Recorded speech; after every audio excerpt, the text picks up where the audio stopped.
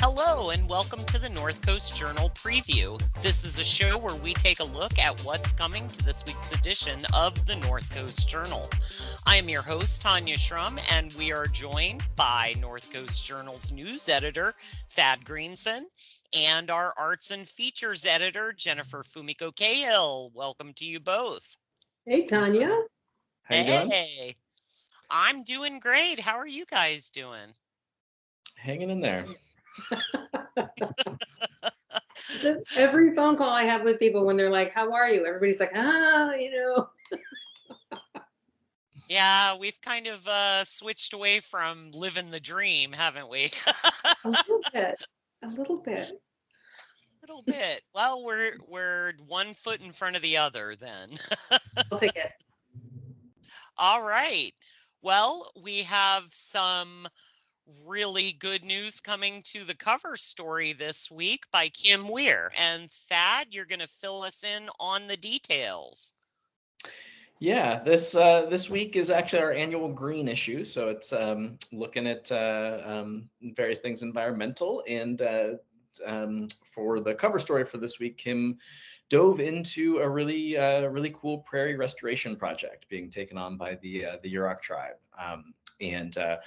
Tribe is started work this summer started work this spring to replant and restore a 60-acre prairie, Stevens Prairie, that's up by Blue Creek, which is a tributary to the Klamath. And Kim really wanted to kind of get the backstory behind this effort and kind of what the vision is for the Yurok tribe's work. So as a part of that, she caught up with Joe Hostler, who is the Community and Ecosystem Division Manager for the Yurok Tribe's Environmental Department, and really found that this is absolutely a passion project of his. This is a vision that's more than a decade in the making for Joe, and he was kind of long been interested in prairies and their ecosystems, and started researching again about a decade ago kind of what happened to the North Coast prairies. And he started by just kind of interviewing tribal elders about what their memories were about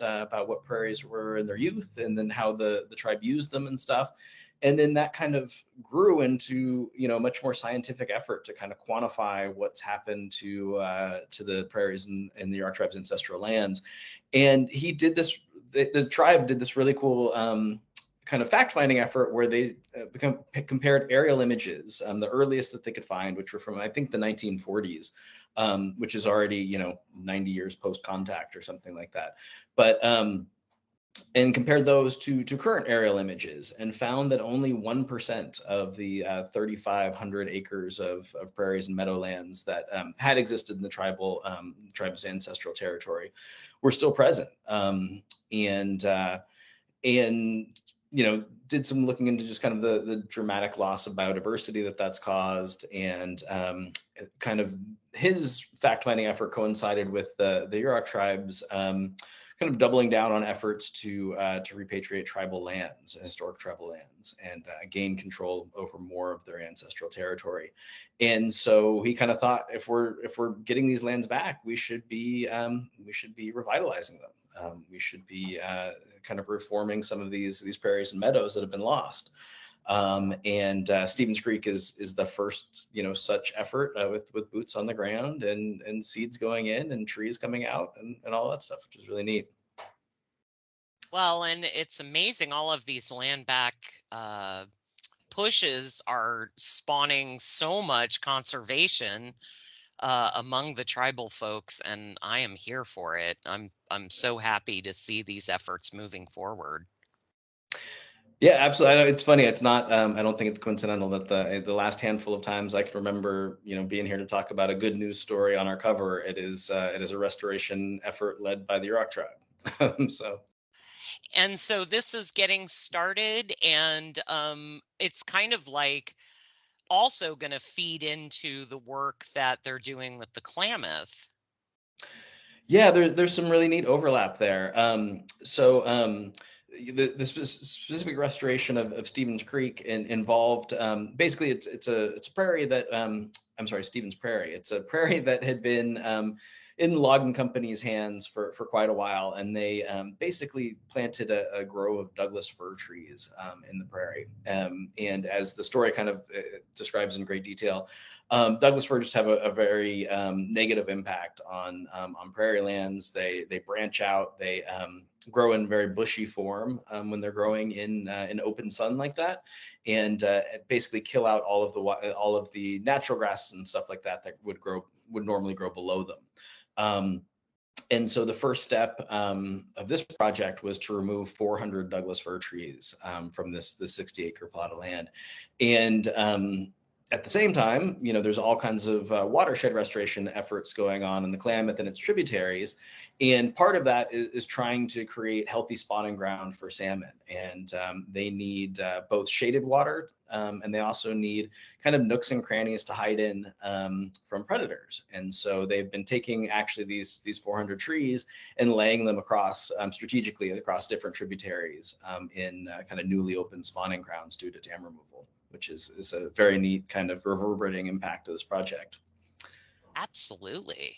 And then they have also they're also in the process of planting some 900 pounds of native grasses, plants, and herbs, which is of itself a massive undertaking, because I mean, how do you get 900 pounds of seeds of native grasses? You have to propagate them and stuff like that. So there's a much as happened with the Klamath reservoirs, there's this massive seed collection effort that then found these native plants and then sent them off to nurseries where they would be propagated and could come back with a kind of astronomical amount, like 900 pounds of seeds. Sounds like a huge undertaking, and they're doing amazing work to take this on. And obviously the passion is there. So I look forward to seeing how well it goes. And hopefully, as it was referred to in the article, it will also draw elk back to the areas. Yeah, there's, I mean, a lot of hope for what this will do for wildlife in these ecosystems. These prairies, as the story goes into, again, a lot of detail on, were really important culturally for the Yurok tribe. I mean, the native plants that grew in these prairies were, integral to both food gathering, but then also medicinal herb gathering, and also gathering for cultural, for materials to make baskets and other cultural things of import. But then there's also, the hope that kind of rejuvenating these lands will bring back a lot of the native fauna that are no longer seen kind of around those parts.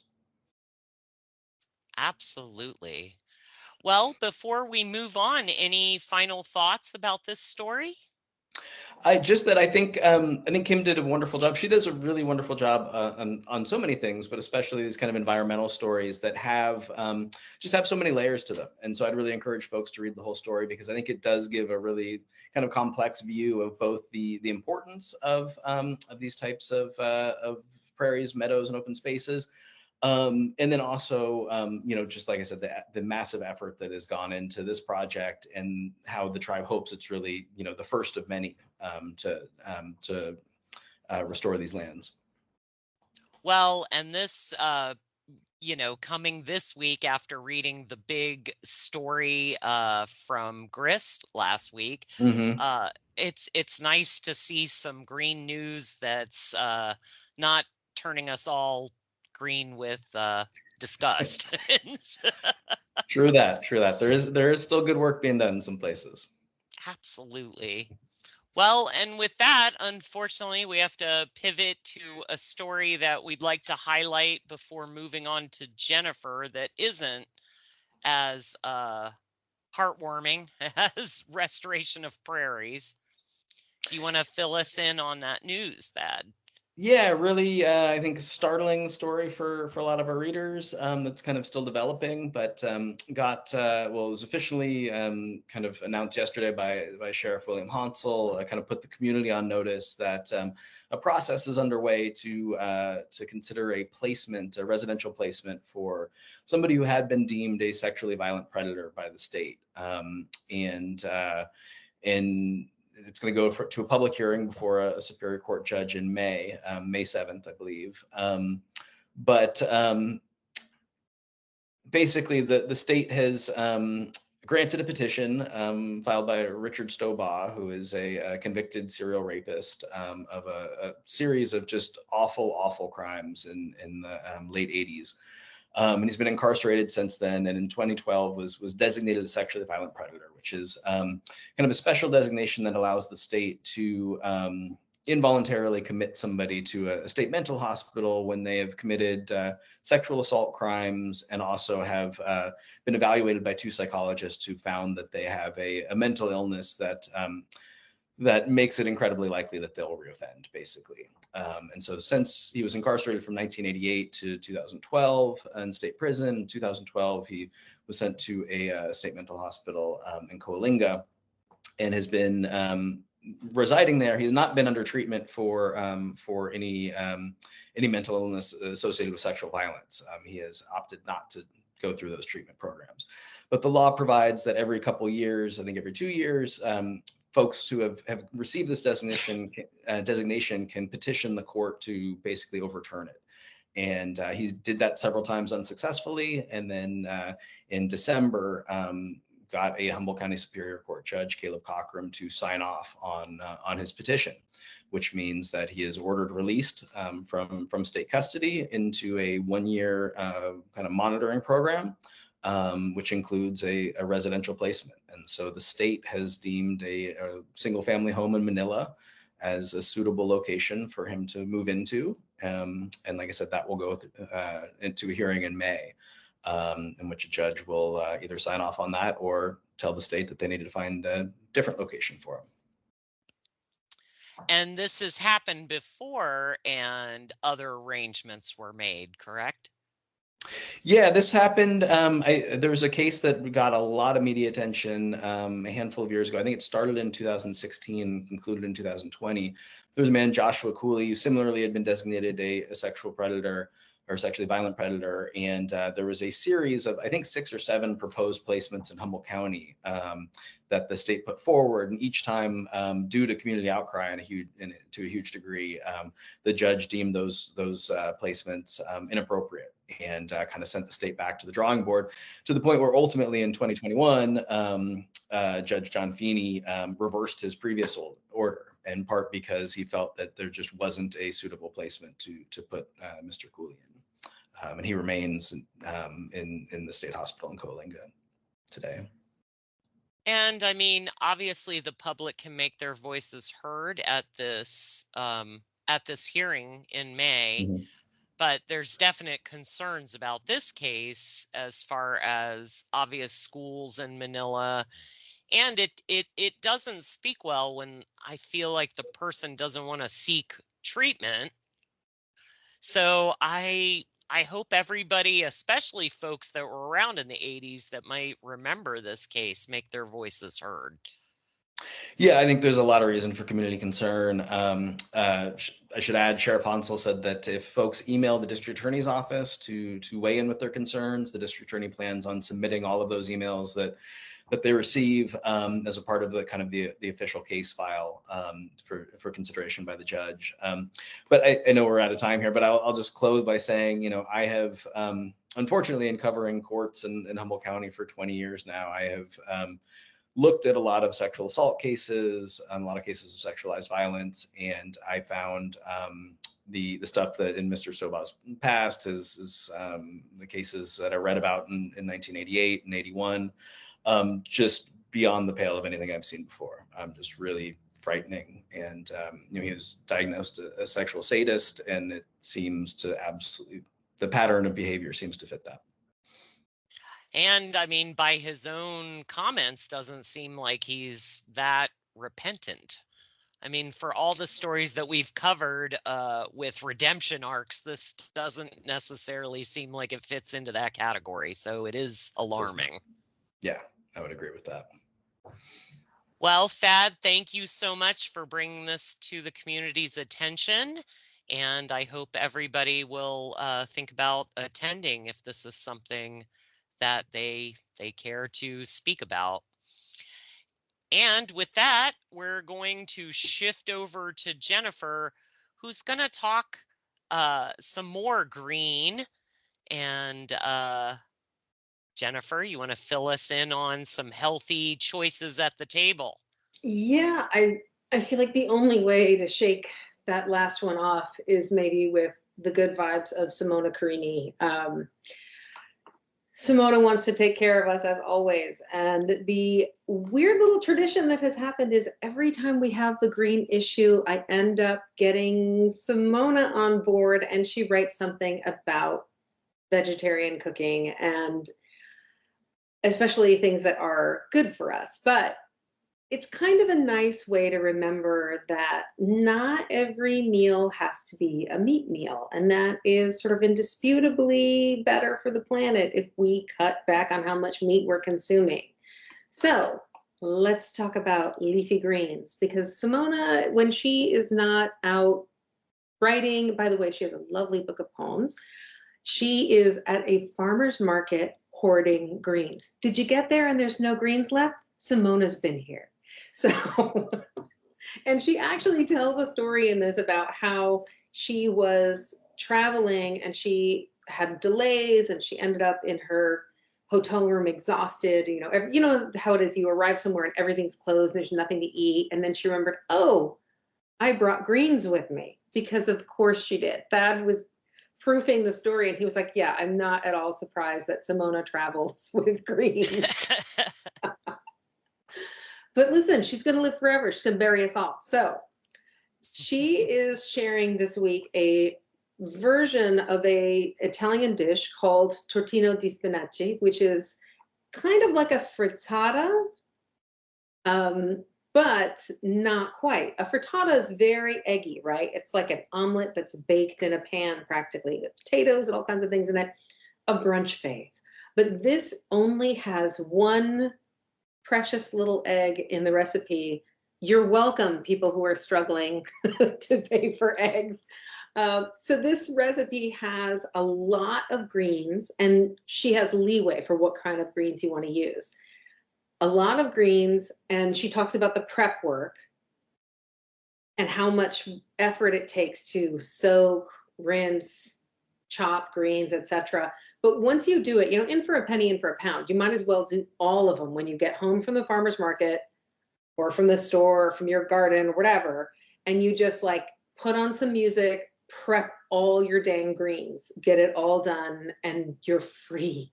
And once you have them prepped, you can make things like this. And this is a little different because it's baked in like a little glass pie shell or pie plate, and it forms something that you can slice. It's different than just having a little blob of dark leafy greens on your plate. It's a little change. Now, I want to prep you for something, because there are those of you maybe who are not as familiar with cooking sort of traditional country Italian food at home. Prepare yourself. This recipe has both raisins, anchovies, and also pine nuts in it. Don't be scared. Don't be scared. I was a little afraid of the raisins, to be honest, when I first started reading the recipe. I know. I saw that was very triggered. But yeah. This is not Karen's potato salad raisin. Thank you. This is the raisins that show up in Cuban picadillo or Filipino lumpia. When you have Thai food, when you have a pad Thai, and you're like, my God, why is Thai food so good? It's partly because Thai food does everything at once, right? Or it can in some dishes.